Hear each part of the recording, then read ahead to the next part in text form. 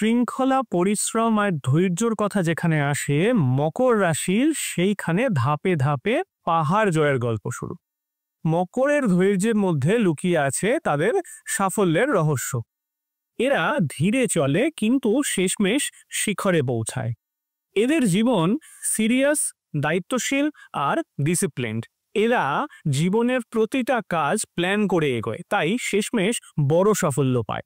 পেশার দিক থেকে এরা ব্যবসা, রাজনীতি, প্রশাসন, ইঞ্জিনিয়ারিং, অ্যাকাউন্টস, যেখানে ধৈর্য আর হার্ডওয়ার্ক লাগে সেখানে মকররা রাজত্ব করে। পরিবারের কথা বলতে হয়, পরিবারে এরা দায়িত্বশীল অভিভাবকের মতো। সংসারের সব দায়ভার কাঁধে নিয়ে চলে এরা।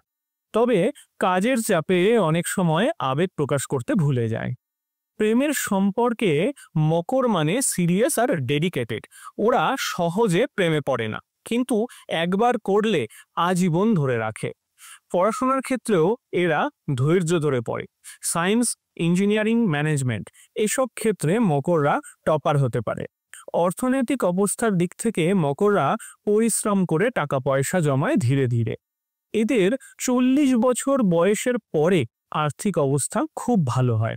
মকর রাশির জাতক জাতিকারা, আমার এই বক্তব্যগুলো আপনাদের সাথে কতটা মিলল কমেন্টে কিন্তু জানাতে ভুলবেন না।